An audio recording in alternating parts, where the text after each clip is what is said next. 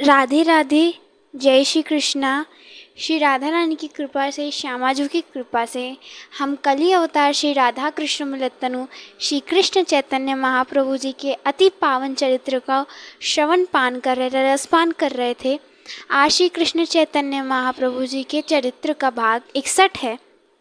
जैसे कि हमने कल के भाग में श्रवण किया श्री जी की कृपा से कि कल महाप्रभु जी झाड़ी कटक से निकलकर झाड़ी के ओर से वे काशी पहुँचे। काशी को पहुँचने के बाद वे मथुरा पहुँचे। मथुरा पहुँचने के पश्चात उन्होंने विश्राम घाट में स्नान किया और स्नान करने के पश्चात वे अब गोवर्धन पर्वत में, गिरिराज पर्वत में प्रवेश किए और वहाँ पर गिरिराज जी को गले से लगाकर अंक में भरकर उनसे रुदन किया और फिर राधा कुंड और श्री कृष्ण कुंड को वे ढूंढने लग गए, परंतु उन्हें श्री राधा कुंड और श्री कृष्ण कुंड ना दिखा। तो वे वहाँ के ब्रजवासियों से पूछा, तब उन्होंने भी कह दिया कि हम भी नहीं जानते। तब महाप्रभु जी ने स्वयं से श्री राधा कुंड और श्री कृष्ण कुंड को खोजा। फिर आज हम उस श्री राधा कुंड और श्री कृष्ण कुंड को प्रणाम करते हैं, उसमें स्नान करते हैं। तो अब महाप्रभु जी की आगे की लीला हम आज सुनेंगे। तो महाप्रभु जी, अब शाम का समय हो रहा था, तो जो उनके साथ एक ब्राह्मण जो उन्हें मिले थे, कृष्णदास जी, उन्होंने कहा कि यहीं पर गिरिराज जी के ऊपर श्रीनाथ जी रहते हैं, आप जाइए श्रीनाथ जी के दर्शन कर लीजिए। तो महाप्रभु जी कहे, मेरी बहुत इच्छा है कि मैं श्रीनाथ जी के दर्शन करूं, प्रियतम के दर्शन करूं, परंतु मैं कर नहीं सकता। तो कृष्णदास जी कहे, क्यों? तो महाप्रभु जी थे वैष्णव, और वैष्णव कभी भी गिरिराज पे नहीं चढ़ेंगे, क्योंकि गिरिराज जी तो हमारे ठाकुर जी हैं, हमारे श्री कृष्ण हैं। वे कैसे श्री कृष्ण पे चढ़ सकते हैं? इसलिए वे नहीं चढ़ सकते थे, तो उन्होंने श्रीनाथ जी के दर्शन नहीं किए।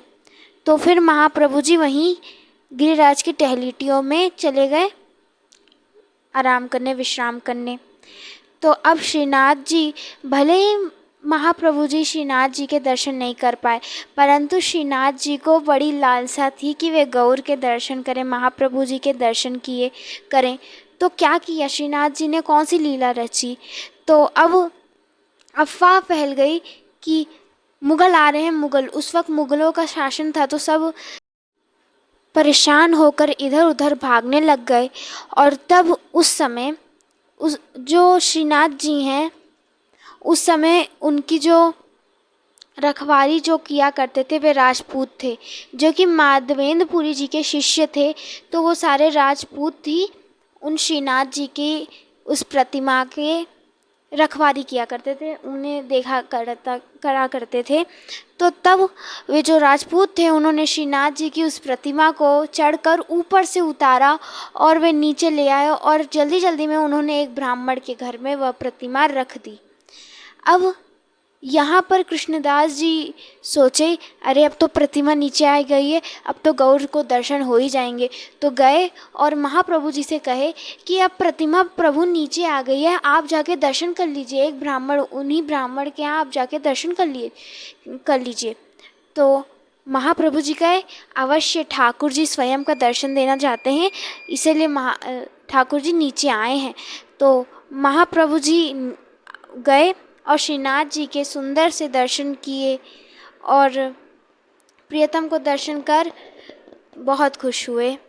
फिर एक भक्त हुए हैं, एक बालक थे, वे पंजाब लाहौर के थे। तो महाप्रभु जी ने उन पर पहले से ही कृपा की थी। कैसे? वो जब पंजाब लाहौर में थे, तब उनको गौर ने स्वप्न में दर्शन दिया और कहा कि हे पुत्र, हे वत्स्य, अब तुम वृंदावन जाओ और वृंदावन जाकर मुझको ढूंढो। तो वो बालक जब महाप्रभु जी को देखा तो वो तो मोहित हो गया और महाप्रभु जी की बात मानकर वे वृंदावन चले गए। वो बालक केवल उस वक्त 7 या 8 वर्ष का होगा और वे वृंदावन को चला गया। तो अब वो 7-8 वर्ष में तो महाप्रभु जी उस वक्त नहीं आए थे, परंतु जब वो बालक 7-8 वर्ष तक वहाँ रहा तब महाप्रभु जी आए। और इन जो बालक था इनका नाम था कृष्णदास। ये भी कृष्णदास था इनका नाम भी। तो महाप्रभु जी उस वक्त श्रीनाथ जी के पास थे, वहाँ पे आरती का दर्शन कर रहे थे। तो उस वक्त जो बालक था वो भी गिरिराज में था, वो भी गया। उसने देखा कि अरे तो महाप्रभु है, और पहचान गए और जाकर उनके गले लग गए, उनके चरणों को पकड़ लिया। और प्रभु तो जान गए, समझ गए, गौर समझ गए ये तो वही बालक है। तो उस वक्त महाप्रभु जी को श्रीनाथ जी की गुंजा माला मिली थी, तो वो गुंजा माला महाप्रभु जी ने धारण की थी। तब उन्होंने यह जो 12 वर्षीय बालक कृष्णदास थे उन्हें वो गुंजा माला पहना दी। और गुंजा माला पहनाने के पश्चात महाप्रभु जी ने उनका नया नाम रखा कृष्णदास गुंजा माला। आज से तुम्हारा नाम कृष्णदास गुंजा माला रहेगा। तब जो वे थे कृष्णदास गुंजा माला जी, उन्होंने गौर के साथ पूरे वृंदावन को घूमा, परंतु फिर गौर से जब कहा कि आप मुझे क्या सेवा प्रदान करते हैं, मुझे अपने पास ही रख लीजिए प्रभु, तो गौर कहे अभी तुम्हारा समय नहीं आया है, अभी तुम फिर जहाँ रहते थे वहाँ जाओ और वहाँ जाकर कृष्ण भक्ति का प्रचार करो, कृष्ण भक्ति को सबके हृदय में जगाओ। तो महाप्रभु जी ने उनको भेज दिया। महाप्रभु जी यहाँ पर कृष्ण भक्ति का भी प्रचार कर रहे हैं, और जो उन्हें प्रेम अनुभव करना है श्री राधा जी का, वह भी अनुभव कर रहे हैं। तो अब महाप्रभु जी वृंदावन को जाते हैं। अब जब से उन्होंने मथुरा के दर्शन कर लिए, नंदगांव का दर्शन कर लिया, बरसानों का दर्शन कर लिया, तो अब वे वृंदावन को जाते हैं। और वृंदावन को वो कौन से दिन जाते हैं? कार्तिक पूर्णिमा को। कार्तिक पूर्णिमा के दिन महाप्रभु जी ने वृंदावन में अपने कोमल चरणार बिंदुओं को रखा था। तो श्री कृष्ण चैतन्य महाप्रभु जी ने अपने कोमल चरणों को श्री वृंदावन धाम में रखा है। फिर से श्री राधा कृष्ण मिलित तनु ने श्री वृंदावन में अपने सुंदर सुंदर चरणों को रखा है। सौभाग्य की बात है। और सारे जो भक्त जन हैं, कृष्णदास जी बताते हैं चैतन्य चरित्रामृत में कि जब गौर नीलाचल लीला में थे, तब जब वे वृंदावन सुनते थे तो उनकी खुशी 1 गुना होती थी, 1 गुना। और जब उन्होंने वृंदावन के रास्ते पे मार्ग पे चलना शुरू किया था तब 2 गुना। और जब झाड़ी रास्ते में गए थे तो बहुत गुना। और जब महाप्रभु जी मथुरा पहुँचे तो उससे ज़्यादा। और फिर जैसे महाप्रभु जी ने श्री वृंदावन धाम में अपने चरणों को रखा है, तब तो महाप्रभु जी की खुशी जो है वो वर्णित नहीं की जा सकती है। इतनी खुशी महाप्रभु जी की हो चुकी है, बहुत बहुत खुशी हो गई थी, उसको हम अपने मुख से वर्णन नहीं कर सकते जो उनकी खुशी थी। ऐसा कृष्णदास जी कह रहे हैं कि वो खुद के मुख से बता नहीं सकते कि महाप्रभु जी उस वक्त कितने कितने कितने खुशी थे।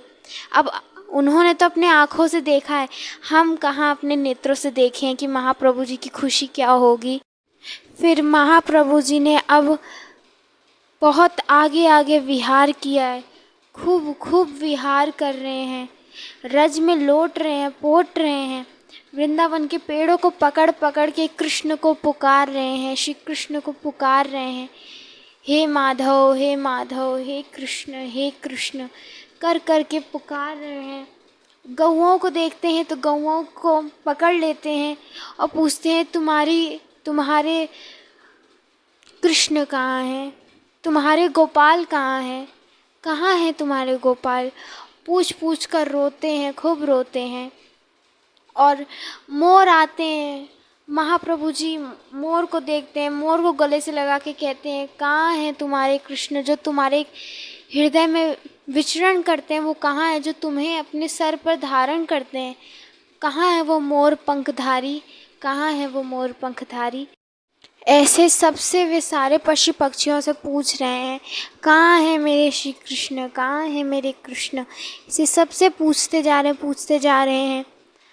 अब वो इतना विरह था उनमें कि वहीं वे व्रज में गिर जाते, लोटते पोटते, उनके नेत्रों से अश्रु निकलता, खूब अश्रुपात होता। मुंह से झाग, जो अश्रु हैं वे मोर पीते हैं, और जो चरण हैं गौर के, उन्हें गैया अपने मुख से चाटती हैं और खूब रो रहे हैं। यहाँ में जो मोर हैं वे महाप्रभु जी को अपने पंखों से हाँकती हैं, हवा हाँकती हैं, उन्हें हवा करती हैं कि महाप्रभु जी को कष्ट हो रहा है, पीड़ा हो रही है। तो वहाँ पर मोर, गाय, गौ सब उनको देख वो भी रो रही हैं। अब महाप्रभु जी की बहुत सुंदर सुंदर लीलाएं हुई हैं।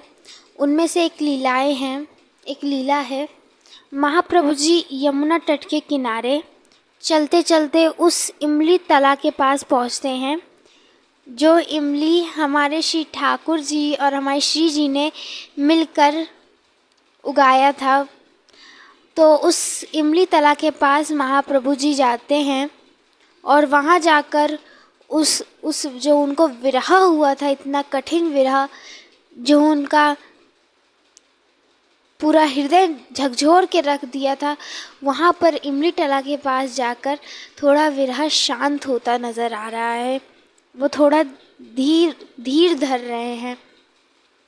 वो जो इमली तला जगह है, वहाँ पर श्री राधा माधव ने तो वह इमली का पेड़ उगाया ही था, परंतु उस जगह पे श्री कृष्ण ने स्वयं राधा नाम किया था, राधा नाम बोला था। तो वहाँ पर महाप्रभु जी को थोड़ी शांति प्राप्त हो रही है, वह विरह उनका शांत हो रहा है। तो श्री जी की कृपा से हमने महाप्रभु जी की आज कुछ एक वृंदावन की लीला देखी, बाकी जो वृंदावन की बाहर की लीला थी हमने वह देखी। श्री जी की कृपा से हम महाप्रभु जी की और अनेक लीलाओं को श्रवण करने वाले हैं। बहुत सुंदर सुंदर लीलाएं हैं महाप्रभु जी की जो उन्होंने वृंदावन में की है। तब तक के लिए आप सभी भक्तों को राधे राधे, जय श्री कृष्णा।